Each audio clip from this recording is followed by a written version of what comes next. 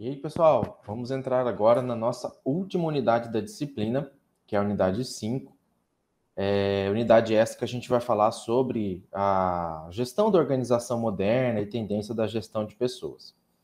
Essa unidade 5, ela teria 4 aulas, porém eu estou juntando os 2 primeiros conteúdos, que é a gestão da equipe e gestão por competência na aula 5.1, e a gestão do conhecimento e a tendência da gestão de pessoas no setor público na aula 5.2, beleza? Bom, vamos falar então da gestão de equipes, né? Na nossa vida organizacional, sempre vai ter grupos e equipes, e tem uma diferença de conceito entre grupo e equipe. Grupo, ele corresponde a um conjunto de pessoas que vão interagir uma com as outras, são psicologicamente conscientes uma das outras e percebe-se como um grupo, tá? Então, o grupo é um conjunto de pessoas que estão ali em um determinado local, tá? Cada uma com o seu interesse, tá? Porém, não necessariamente ali totalmente interligados, tá? Os grupos, ele tem uma divisão entre formal e informal. Grupos formais são aqueles criados por gestores e líderes para cuidar das mudanças um pouco mais rápidas, principalmente mudanças aí de contextos, ou resolver problemas simples para ajudar na tomada de decisão. Então, eu delego lá um grupo de trabalho para resolver um determinado assunto, geralmente pontual, tá? Sai uma portaria, sai um instrumento, sai um documento que diga que eles vão trabalhar em conjunto, tá? E já os grupos informais, eles surgem da necessidade de relacionamento entre os membros da organização. Então, esses grupos informais, eu vou fazendo amizade com pessoas de outros setores. Geralmente, os grupos informais, eles têm algo em comum para se agruparem. Ah, esse grupo gosta de pedalar de bicicleta, então vai juntar o pessoal da contabilidade, o pessoal da logística, o pessoal do compras, o pessoal da produção, né? Ou no setor público, né? Vai buscar o pessoal da tributação, vai buscar o pessoal do compras, vai buscar o pessoal do financeiro, da contabilidade, que provavelmente têm objetivos em comuns, não necessariamente ligados à instituição, e eles formam esses grupos por necessidade de se relacionar, tá? De conversar, de discutir, enfim, tá? É o grupo lá do futebol. Lembrando que os estudos do Elton Mayo, né, lá na experiência de Hawthorne, eles descobriram a importância dos grupos informais perante as organizações, né? Quanto era importante fomentar e quanto era importante fazer com que esses grupos realmente existissem para o bem da organização. E para esse grupo ser considerado uma equipe, ele necessita de alguns detalhes a mais, né? Então, não é simplesmente ter só a interação, não é só ter consciência psicológica e ter a percepção e sentimento de pertencente a um grupo. Tem uma necessidade a mais de ter sinergia, harmonia e liderança que lhes deem mais força para exercer a sua missão. Então, aqui tem um esquemazinho bem simples, que é uma figura que eu trago aqui do livro, né, que é a comparação entre grupos de trabalho e equipes de trabalho, tá? Nos grupos de trabalho, esses grupos são formados principalmente por conta das habilidades individuais, tá? Cada um tem ali, é bom numa área, cada um sabe fazer bem o seu papel, está ali por alguma razão, porém, eles não necessariamente se interligam, né? Eles não necessariamente se independem, tá? Já a equipe de trabalho, você tem o mesmo conjunto de pessoas, né? Ou seja, você tem um pré-requisito que é a formação do grupo, porém, esse grupo interage e se interliga de maneira muito mais harmonioso e sinérgico, né? Sinérgico é aquela cola ali, aquele elemento que vai dar uma liga em que a pessoa entende que ela vai ajudar e vai ser ajudado, né? Então, quanto aos objetivos, um grupo de trabalho visa compartilhar informação. Quando é equipe, o desempenho ele é medido de maneira coletiva e não individual, tá? Quanto à sinergia, no grupo de trabalho geralmente é neutra ou até mesmo negativa, tá? Quando é em equipe, ela é positiva. Quando você tem quanto ao item de responsabilidade, nos grupos de trabalho ela é um pouco mais individual, cada um é segmentado, cada um é responsável por um item.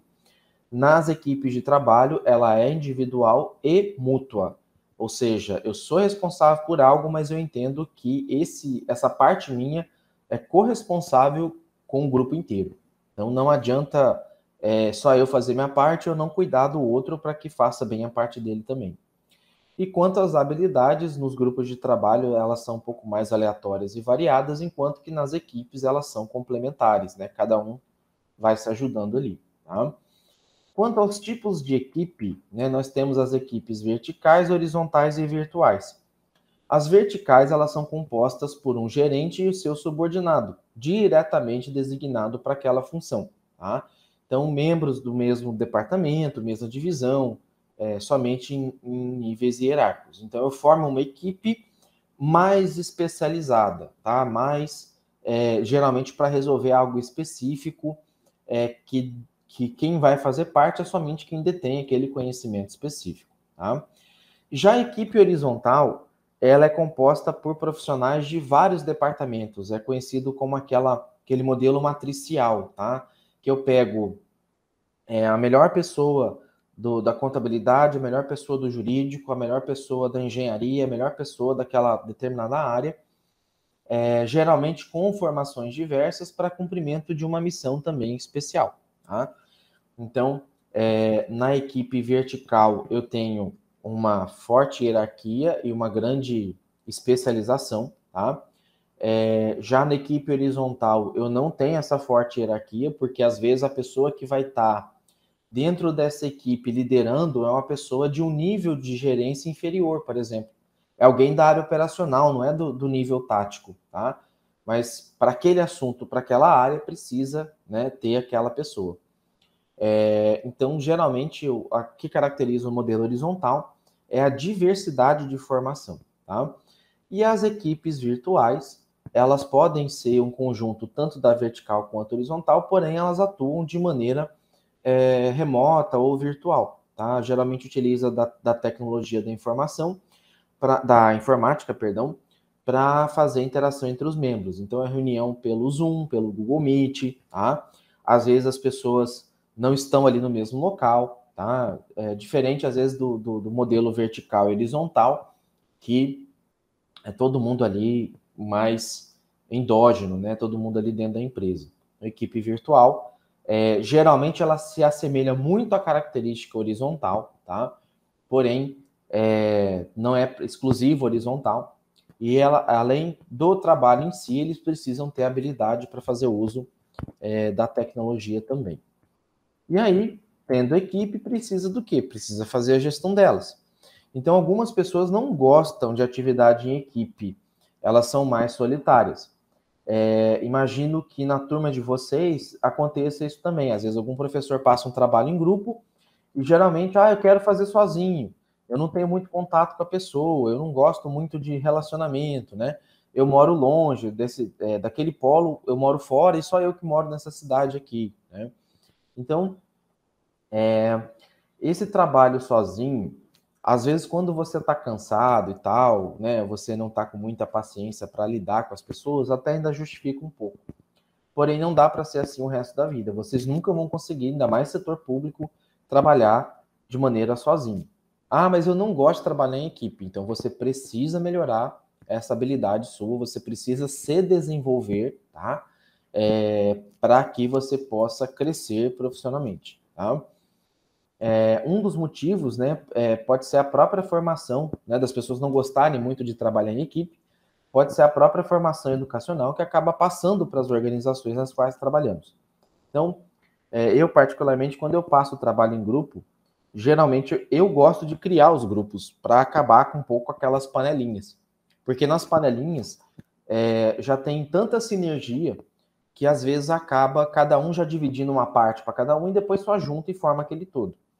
E o correto do trabalho em grupo é cada um ficar responsável por uma parte, mas um ajudar o outro a fazer. Né? Você faz o seu, mas sem deixar de acompanhar e dar suporte para o colega também. Tá?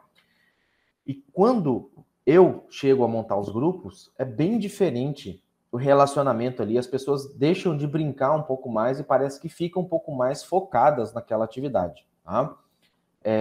E há outros motivos, porque nessa relação de gestão de equipe tem que ser considerada a dimensão dos interesses e dos conflitos entre as pessoas e os grupos, tá? Então, há que se tomar um certo cuidado, porque parte da repulsa, né, parte de não querer fazer trabalho em grupo é por conta daquele sentimento de que só você faz e os outros vão na veia, né? Só você está fazendo e alguém ali não ajuda, ou não ajuda tanto quanto deveria estar ajudando. E tem algumas ferramentas, como dinâmica de grupo, que pode ajudar o gestor de pessoas a mudar isso. E juntamente com algumas tecnologias que podem potencializar equipes de alto desempenho. Eu devo estar postando no SIGA, lá na parte de materiais complementares, um manual de dinâmicas, assim, alguns modelos de dinâmica que vocês podem usar. Nesse manual fala qual é o propósito e explica como fazer, como conduzir a dinâmica, tá? É bem interessante para quem for trabalhar com gestão de pessoas, porque tem algumas que são para quebrar gelo, tem algumas que são para autoconhecimento, tem algumas que são para integrar um novo membro na equipe e por aí vai, tá? E aí, recompensar adequadamente é importante, desde que não seja só do ponto de vista salarial. Se a gente considera somente a recompensa salarial, a gente vai ter dificuldade de aplicar esse conhecimento no serviço público. Então, a gestão de equipe de trabalho tem como objetivo deixar elas eficazes e capazes de agregar valor às organizações. Então, só serve ou só tem serventia fazer uma equipe vertical, horizontal, para atuar ali dentro da organização, tá? Ou virtual, se de fato for para que essa equipe some a mais para a organização e não gere conflito ali, que vai ficar. Você perde mais tempo resolvendo conflito do que buscando uma solução para aquele problema. E essa capacidade de agregar valor ocorre quando as equipes são inovadoras, quando são criativas, quando cumprem as metas estabelecidas, implementam as mudanças necessárias e estão atreladas à estratégia da organização a qual estão inseridas, tá? Gerenciando com êxito os conflitos surgidos. Então, não é qualquer pessoa que consegue também fazer essa liderança, e o gestor tem que estar preparado para lidar com o conflito, porque tem-se a premissa de que o conflito ele é natural e ele vai existir em algum momento. Aí o que precisa, o gestor de equipes precisa saber é como dosar e como administrar isso, né?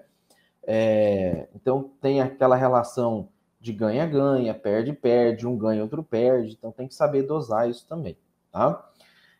Falando então um pouquinho de gestão por competência, nas aulas anteriores eu sou uma pessoa bem crítica da gestão por competência no serviço público, tá? Porque no setor privado consegue funcionar bem, mas no setor público é muito complicado, tá? E por que disso, tá? Porque o termo competência a gente pode denominar as tarefas de um grupo, a tarefa de uma pessoa ou o estado de ser competente.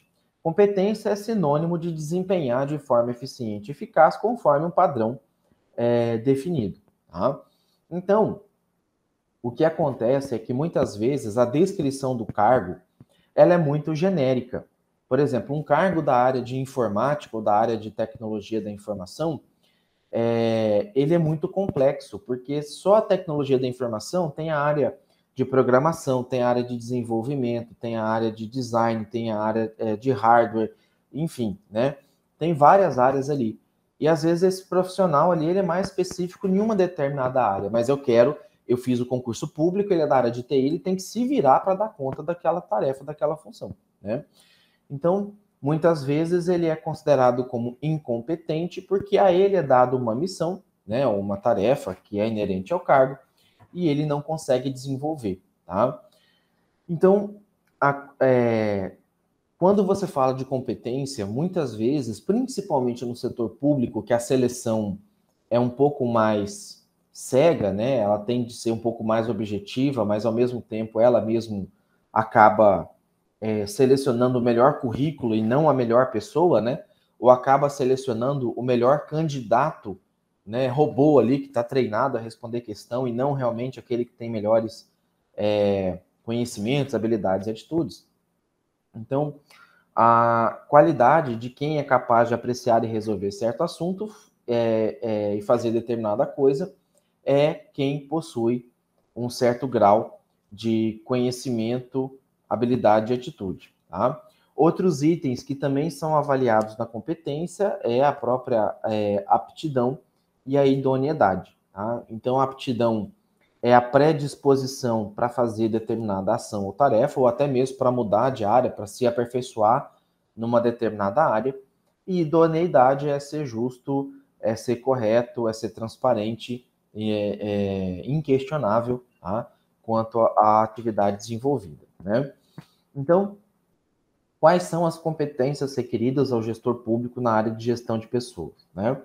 Conhecimento, que a gente já veio falando nas aulas anteriores, que são os princípios e procedimentos lá, por exemplo, da recrutamento e seleção, desenvolvimento, treinamento, sistema de carreira, benefício, tá? Legislações que regem o setor público. Então, o conhecimento é aquilo que eu detenho ou que eu deveria deter sobre tudo que envolve a área da qual eu estou atuando. No caso aqui, a gente está falando de gestão de pessoas, né? Eu começo com a legislação que rege o setor público na área de GP, né? E depois eu vou conhecendo a questão das outras funções, né, da gestão de pessoas, como o desenvolvimento, o treinamento, entre outras questões, para eu poder ver se consigo aplicar, se está funcionando como deveria funcionar. Tá? O conjunto de habilidades tem a ver com o relacionamento interpessoal, como que a pessoa lida com os demais colegas, a capacidade de analisar e pensar criticamente, né? Ou seja, separando razão e emoção, tá? Muitas vezes, igual, por exemplo, eu particularmente discordo do ponto da pessoa ter que bater ponto. Eu sou um defensor do trabalho por produtividade, tá? Porém, eu assumo que em alguns setores, por conta de algumas pessoas, não funciona trabalhar por produtividade. Né? Por quê? Porque a pessoa, às vezes, está limitada, passaram pouca coisa para ela fazer. Às vezes, é uma pessoa que se faz, se faz de besta, né? Ela sabe, ela tem potencial para fazer mais, mas ela mesmo reduz o volumezinho dela de produtividade, porque ela entende que não precisa fazer tudo aquilo, se ela reduzir mesmo, ninguém vai falar nada, ninguém vai mandar ela embora, né? Então, tem pessoas que se limitam por baixo e isso acaba fazendo com que algumas pessoas acumulem o trabalho que era para ela fazer, né? Então, a habilidade, ela também envolve você argumentar de maneira racional e lógica, ter uma capacidade de negociação. Então, isso não é de qualquer pessoa. Habilidade, geralmente tem a parte que é inata, né? Ou seja, você já nasce um pouco com aquilo, mas tem aquela parte que é aperfeiçoada e desenvolvida, tá? Tomar a decisão também requer certa habilidade, porque tem gente que é indecisa, tá? Tem gente que tem ali a resposta, já mais ou menos sabe o que fazer, mas não decide, tá? Então tem que chegar e decidir, ainda que você não tenha total certeza, mas decida, tá? Orientar, explicar, isso faz parte de algumas habilidades. E a atitude, ela vem com a inovação de fazer algo de maneira completamente diferente, de ter a iniciativa de ir lá e fazer, ainda correndo o risco de ser julgado, de ser questionado, de preocupação com os outros, né? Você atravessou a ponte, mas e seu colega lá atrás? Como é que ele está indo, né? De autoeficácia, né? Então, confiar na capacidade pessoal de cumprir as tarefas que são atribuídas. Então, a atitude, ela depende muito de que a pessoa assim, não tenha timidez ou não seja tímida, tá? É normal, a formação nossa desde a escola é uma formação que não incentiva muito a gente a questionar as coisas ou a não ser tão tímido assim, ou a gente se expor, melhor dizendo, né? Então, quem trabalha com gestão de pessoas é uma pessoa que está em evidência, está sendo julgada e está à exposição o tempo todo. Então, imagino que tem alguns alunos que sejam realmente tímidos, né? Procurem fazer cursos complementares, procurem fazer cursos de teatro, procurem fazer cursos ligados a empreendedorismo, tá? e não tenham medo de ser julgado, tá? Porque muito do crescimento em carreira, tanto em setor público quanto privado, uma das coisas que mais são avaliados é justamente a atitude, as iniciativas, a ação da pessoa ali que está vendo que tem um problema, tem um elefante branco na sala, e aquela pessoa que dá a sugestão de como tirar ele, do que fazer com esse elefante branco, são aquelas que são mais reconhecidas ou mais valorizadas. Tá?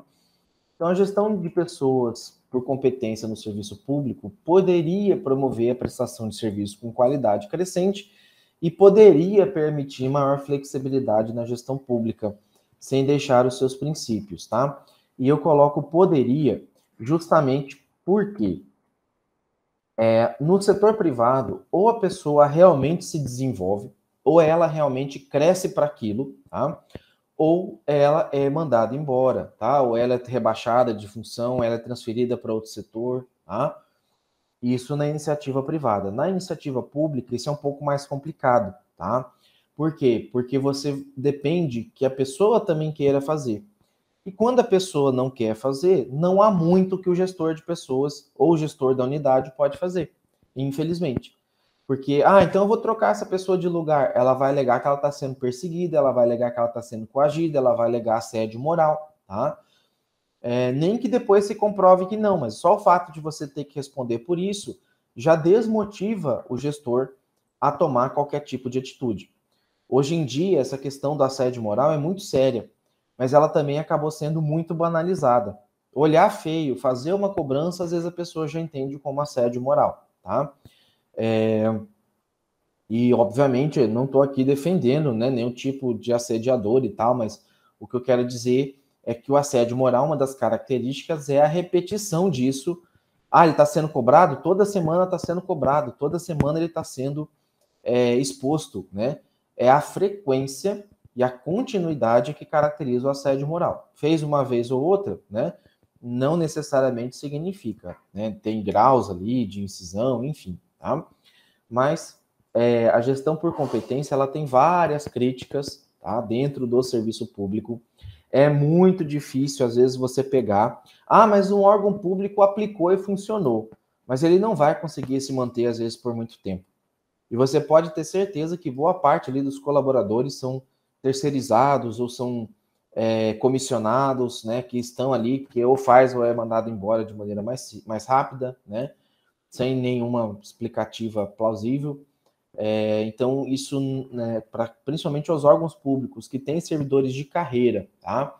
Eles que são efetivos ali, estatutários, independente da sua área de atuação, é muito mais difícil de aplicar a gestão de pessoas. Gestão por competência, perdão. Então, por aqui eu concluo, tá? Convido vocês para a nossa próxima aula, que vai falar de gestão do conhecimento e a tendência da gestão de pessoas no setor público. Então, até lá, um abraço, tchau, tchau.